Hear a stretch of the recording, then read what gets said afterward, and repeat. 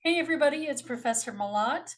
This is your week one overview. So I'm going to go into the modules here, click on the left side and go to the week one module. We will open the page called week one overview. So this is something that you should get used to navigating through um, each and every time. One thing I do want to show you and have you make a note of. I'm currently in my professor view, but this is the student view. This is similar to what you will be seeing on your screens. So we have the list of things over here on the sidebar and any modules that are open to you. You'll notice here underneath these modules, each module has a date when they will be set to unlock. So this first module, it has opened May 4th, so that's a date past. You're watching this video, so obviously you have access to it. So each module will unlock at midnight of that Monday, so midnight Sunday into Monday at the beginning of the week. So if you log in on Monday morning, you should have access to everything that is within that module. And what you will do, I can't click on, if you try to open a module that is locked, you will get to a page that says this page is locked until May 4th at 12 a.m. So I'm going to leave my student view here, and instead we will take a look at things through the instructor view. So obviously it looks a little bit different. There are links here that I have access to that you do not, because I've set it in the settings so that you don't get overwhelmed with all of the options that are available within the course page. So as I said in my overview video of the course, each week is set up the same way. We have information with your weekly objectives, the readings that aren't assigned as assignments. That is, it's not going to show up on your to-do list, but it's expected that you will go in and do the readings that are assigned for the week. So the assigned readings are here.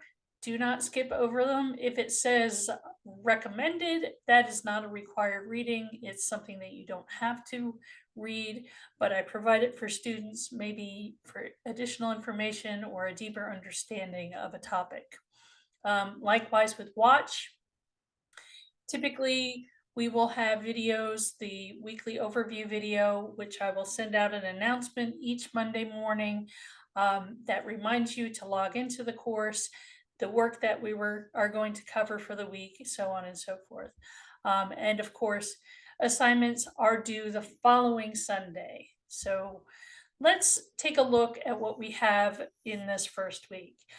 This week, hopefully you've already had an opportunity to review the course syllabus, go through all of the objectives, all of the expectations, and my basic overview and approach to the course. Hopefully you've already gotten through all of that stuff. There are videos that are available. I will actually link those additional videos. They're housed in different places within the course. And I opened the course early, so hopefully you've had the opportunity to actually go in and take a look at that material. So the first week, we have a lot of things that you need to get familiar with, right? Of course, the syllabus, it's a massive document, but you need to be aware of what the expectations are, what we're trying to achieve in this course, and that kind of thing. And likewise, there's an overview video, just figuring out how to navigate through the course, what are the things that you have to do each week, so on and so forth. So that's a lot of administrative stuff before we actually get to the task of writing. So this week, if you haven't watched all those things already, you will go and you'll watch those things, the course orientation video, the syllabus video, my introduction, so on and so forth. As we progress through the class, each module, as I said before, looks similar to this one. So you will use the headers to help you get through the various aspects of the course, the various things that you need to do each week. This week, we are going to establish a classroom community by introducing ourselves. So that will be a discussion board where you will post a brief introduction. There's really no rubric for this. It's just a means for us to get to know one another a little bit better. And I'll open up each of the assignments and explain them later on in this video. We will also acknowledge an understanding of the course requirements as outlined in the syllabus and use various features of Canvas to become familiar with submission guidelines. So right off the bat, you will have a discussion board, so you'll get familiar with that. There's also a grammar quiz, so you'll also get used to how these quizzes are done, um, and what to expect from those. This week we have some readings. These will help you to understand the purpose of the course, and how that applies to your major or your field of study. Everybody has to take an English class. This class, of course, does not count towards your English requirement. However, if you have signed up for this course because you feel like you need a refresher or you need to improve, you're in the right place. If you feel like you don't need a refresher, or you don't need to improve, you feel you have a pretty good handle on things, you may want to talk to your advisor quickly and get into an English 1001 class if you can. So this course, it's prep composition. That means it's preparing you for the rigors of academic writing in English 1001. So I have a few readings here related to what we need to do in these first couple of weeks, couple of days of our summer semester here. So make sure that you read these, since these will typically prepare you for the weekly quiz and provide information. So we have the course syllabus. Again, it links to the syllabus here. You can easily get to the syllabus in the left-hand sidebar. I also have the full download of the writer's practice. That is the textbook. It's not a textbook, it's really a very thin volume. That's the book that I will be pulling some readings from. If you don't want to download that whole file, you don't have to. You can just easily call up each of the weekly readings within Canvas. You don't even have to download and save it to your computer. You can read it right within Canvas. Just a few pages that introduces you to what we're doing. So it's an introduction to the writer's practice. And when you need to, you can close it. You don't have to press the back bar, just close it, and it takes you back into the module. So that's pages 23 to 28 in the PDF if you are downloading the full PDF. I think it's easier just to go by the readings that I've actually taken out and have prepared for you in individual PDFs, and have embedded into the class. There are three readings that are grammar related. I should probably put grammar here. Let me do that. So you get to see a little bit of the behind the scenes, so it's not confusing. So grammar here, and typically I like to start off with the grammar readings because that's usually the easiest of all of the things. Let me save that. So we have grammar, and this week we're looking at using apostrophes. So we know that we use apostrophes in a couple of different cases to indicate possession. So there's also a related reading on possessives as well as contractions. Contractions are when you join two words together, like could and not, into one word, and you use an apostrophe to indicate that it's a contraction. So could and not are joined together to become couldn't, COULDN apostrophe T. So these are readings from University of Mississippi Red Lab. That is an outside link. It will take you to their website. I'm going to open that and show it to you. This is what it looks like. And you can go through contractions, acronyms, and numbers, go through the reading.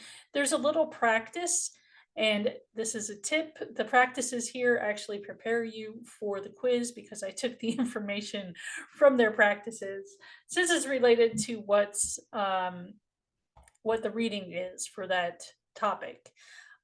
If you get lost in this page, you can always click at the top on RET and it will open the table of contents. And I mean, it's just a massive site with all sorts of interesting and helpful topics related to first year writing and grammar.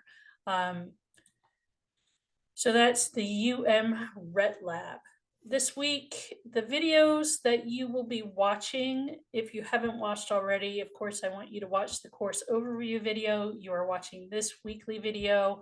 I will also post the syllabus video link, sorry, here. That most of these links, when I have it here, will take you to my YouTube channel. If I can show you that. And if you've watched this already, it looks familiar to you. I did embed it in the course, but I also have a playlist set aside for those of you in the summer class. So you can always go to my channel, look up the playlist. It's probably best if you subscribe. That way you'll have access to the videos for this course. And if I think about it, I will make a list, a page with a list of each of the weekly videos so that you don't have to go back to whatever week it was, maybe with a little summary statement after that. Just makes it easier for you to get to the information instead of wading through lots of links and dipping into each of the weekly modules. Note to self, right? Okay, so on to the assignments. And it says here, details can be found by following the links. There are due date reminders that are posted. Remember, all of the due dates are Sunday. I haven't bothered to put the date in. It should be understood when it's due, and the due date is also on the assignment. So again, this is going to look different for you in the student view. I'm not sure, will it open up in student view? It will. So this is what it looks like for you. It tells you when it's due at the top of the page, how many points, how many questions, whether there's a time limit, and how many attempts are allowed. So for these grammar quizzes, as I explained in the overview video, these grammar quizzes are kind of a self-correcting assignment, which is why I give you 3 attempts. It's not so that I'm not testing how well you memorize things. I really want you to engage with the readings and engage with the material. And that's why I give you multiple attempts to achieve the highest grade you can on this quiz. So after you complete the readings, and I usually have the readings linked again within the quiz for those of you who like to just kind of skip over the module and go straight into the assignments. I'm telling you that's a mistake. But here we have the readings again, just to remind you. And of course, you can always open it up in one window, take the quiz in another video.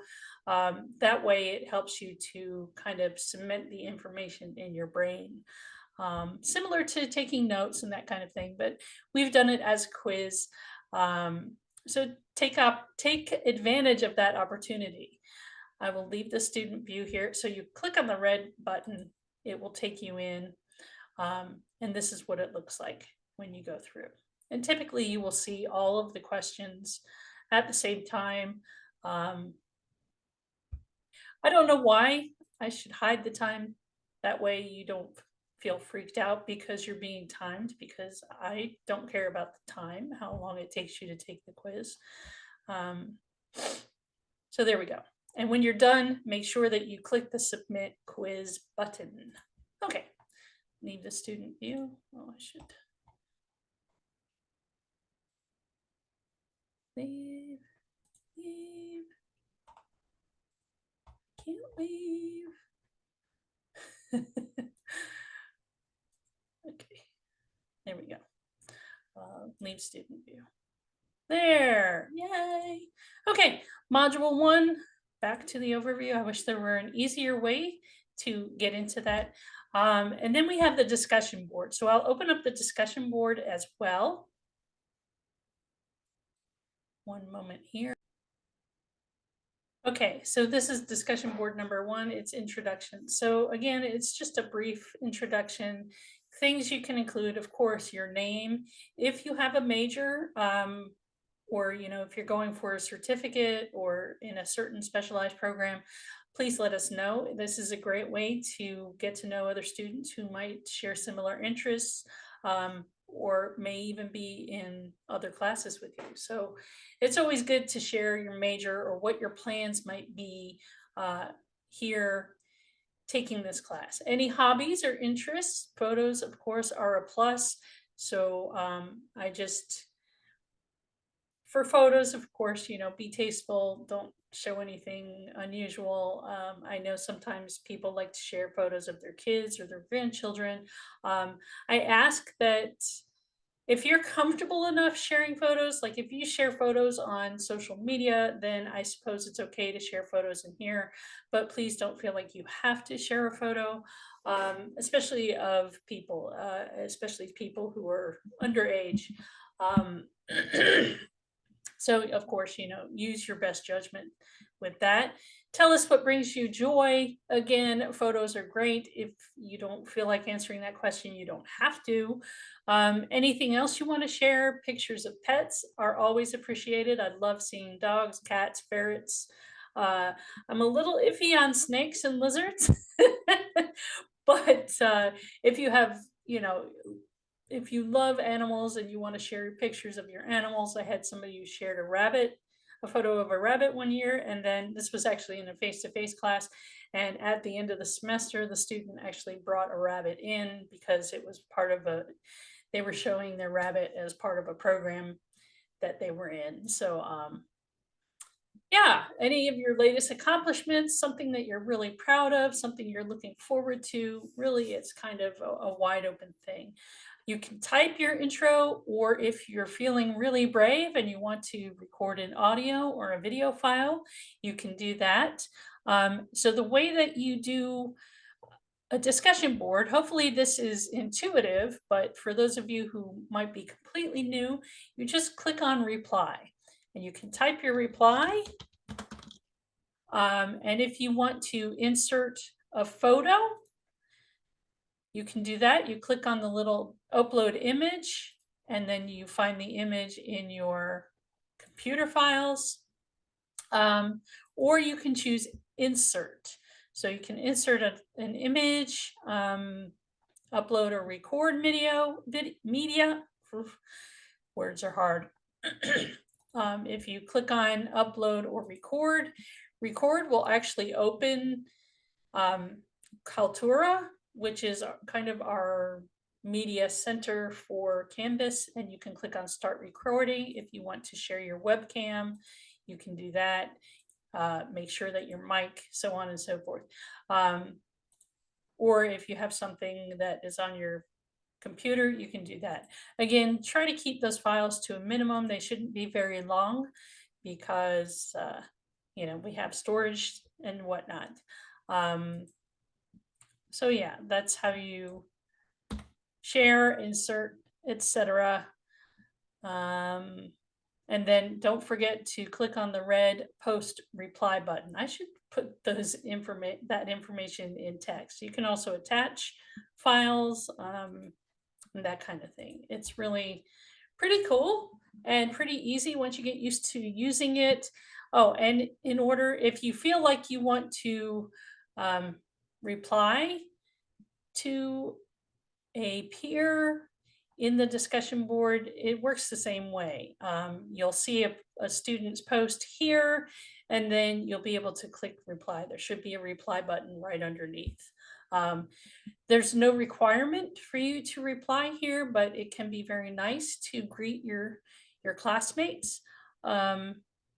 And I don't always respond within the discussion board, and that's something I'm trying to get better about. I usually do leave a comment within the grading area just to let students know that I have read it. Sometimes it's a thumbs up, sometimes it's some other kind of an emoji, and sometimes I'll type in a brief comment. I really should get better about actually participating within the discussion board so everybody can see it and see that I'm here, I'm actually reading, I'm engaging. It's just sometimes it's easier for me, it's quicker for me to do it in in the comments section of the grade book. But the good thing for all of you in this summer class, this is my one class that I teach during the summer. So I'm not distracted by, teaching multiple classes. In the regular semesters, I am usually teaching 3 classes. Sometimes it's a mixture of in person and online. So, yeah, and I'm still having to grade and keep track of multiple students. Usually it's upwards of 60 students.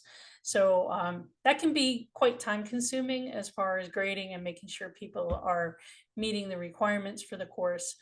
So again, I am trying to be more mindful about participating in discussion boards and um, actually showing students that I do engage, not just in the comments section. So that's it for week 1. If you have any questions, feel free to reach out to me. I prefer email because it's the most convenient for me. And if you're working in the middle of the night and you want to send me an email question, I usually will see my email sometime around 8 o'clock the next morning when I take a look at my email. I also have my email on my phone. So I will be traveling this first week of the semester. I will be in New York State. I am in New York State currently, as you're watching this video, visiting my mother for Mother's Day. So I will be back at my home, at my desk, during week 2. So but that does not mean that I am not going to be looking at any questions or concerns that you have. Please, please, please feel free to reach out to me. Email will be the best. If it's a dire emergency and you really need to reach me quickly, you're freaking out about something because you might have a technology issue or something like that, you can text me. Typically, between the hours of 9 a.m. and 6 p.m., anytime after 6 p.m., I really don't want to be bothered because, I'm off the clock, right? And it is a summer course, especially if I'm traveling. I might not get to things quickly, but I promise you, I will take a look and I will respond. And it's usually within 24 hours, if not, the first hour that I see it, especially if it's during the daytime. If you send it after 6 p.m., chances are I may not respond until the following day. So that's just something to keep in mind. Yeah, so that's it. I am really looking forward to learning more about all of you. So please make sure to get those discussion board introductions posted quickly so we can all get to know one another. I look forward to sharing everything this semester that we do that's writing related. I'm really excited about it. So take care, everybody, and I will see you next week. Bye bye.